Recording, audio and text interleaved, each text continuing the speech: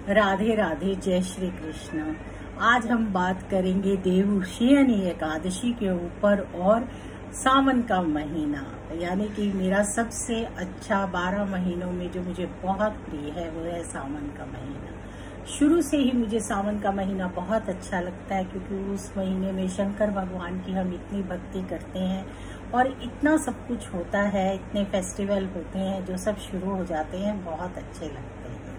तो हम बातचीत करें उससे पहले आप मेरा YouTube channel astrologer Lalita Tandon like कीजिए, सब्सक्राइब कीजिए और बेल आइकॉन को जरूर दबाइए और मेरे साथ जुड़िए। तो हम बात कर रहे हैं देवशयनी एकादशी।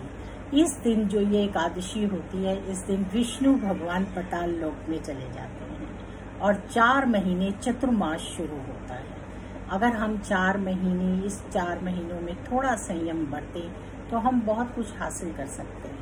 हम अपनी हेल्थ अच्छी कर सकते हैं, अपने अच्छे कर्म कर सकते हैं, अपना पुण्य बढ़ा सकते हैं, जिसको आप कह सकते हो। कर्म तो सब अच्छे ही करते हैं, अपने पुण्य को बढ़ा सकते हैं। तो सावन से शुरू होती है ये सब चीजें, क्योंकि सावन का महीना बहुत ही उत्तम होता है और शंकर भगवान का भी खास महीना होता है और बहुत सारे ऐसे दिन और त्योहार आते हैं जिसको हम बहुत अच्छे से सेलिब्रेट करते हैं।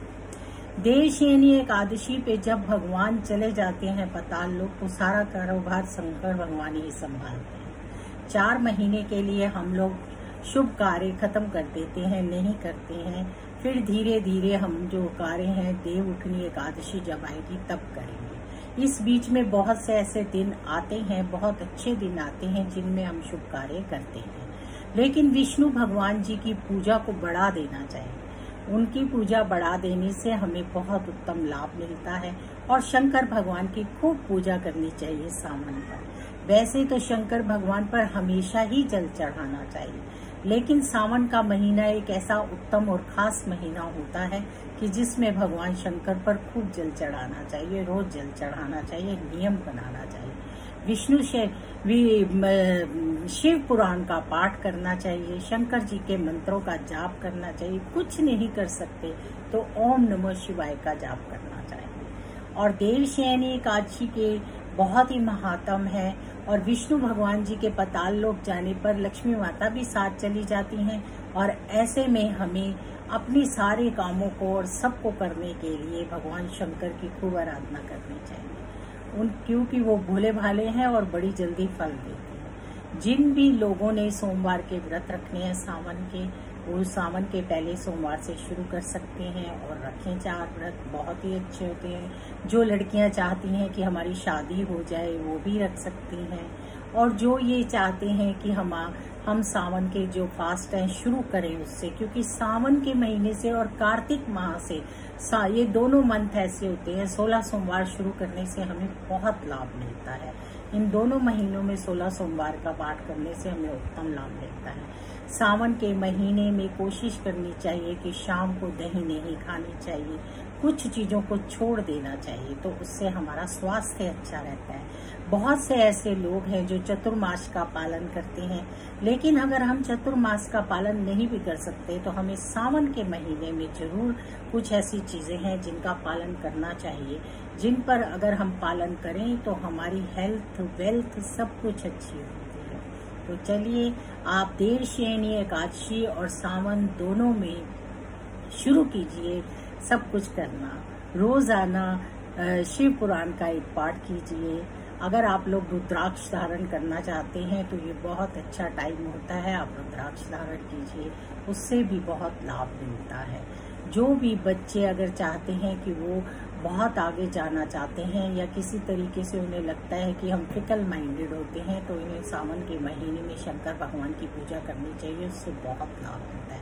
जो भी लड़कियां ये सोच रही हैं कि हमारे संजोग नहीं है, हमारी शादी नहीं हो रही है, अगर वो सावन के महीने में भगवान शंकर और गौरा मैया की पूजा करेंगी तो उन्हें डेफिनेटली उनके संजोग उठेंगे और उनकी शादी होगी। बस शर्त है कि आपकी श्रद्धा और विश्वास पूरा होना चाहिए। सावन में कोशिश कीजिए कि शंकर भगवान की आराधना और पूजा कीजिए और ओम नमः शिवाय का जाप कीजिए, उससे आपको लाभ मिलेगा।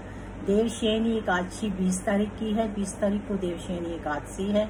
और उसके बाद हम लोग जो हमारी हिंदू संस्कृति है उसमें शुरू करते हैं अपने शुभ कार्य मंगलाचरण। जब देव उठनी एकादशी होती है, विष्णु भगवान वापस से धरती पर आते हैं। इस टाइम पर जन जीवन जो है इतना ज्यादा, हमारा जो हेल्थ सिस्टम है वो थोड़ा वीक हो जाता है, तो हमें इम्यूनिटी की बहुत जरूरत होती है।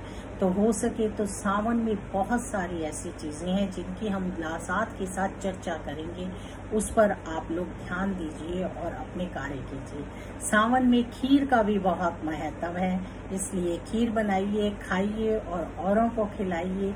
खीर से हमें ताकत आती है, यानी कि शंकर भगवान को खीर बहुत प्रिय है। चलिए, आप सब लोग, जो भी स्त्रियां ये चाहती हैं कि उनके घर में सुख समृद्धि रहे, उन्हें शंकर भगवान का गठजोड़ा भी करना चाहिए मोली से। पता होगा आपको, सावन में बेल पत्ते चढ़ाइए शंकर भगवान पे। बेल पत्तों का बहुत महात्म है। अगर आप चाहते हैं कि आपका कर्जा कम हो तो बेल पत्तों पर राम लिखकर चढ़ाइए, उससे आपको बहुत लाभ मिलेगा। तो चलिए, अब सावन का महीना आ रहा है तो धीरे धीरे चर्चा तो होती रहेगी। राधे राधे, जय श्री कृष्णा।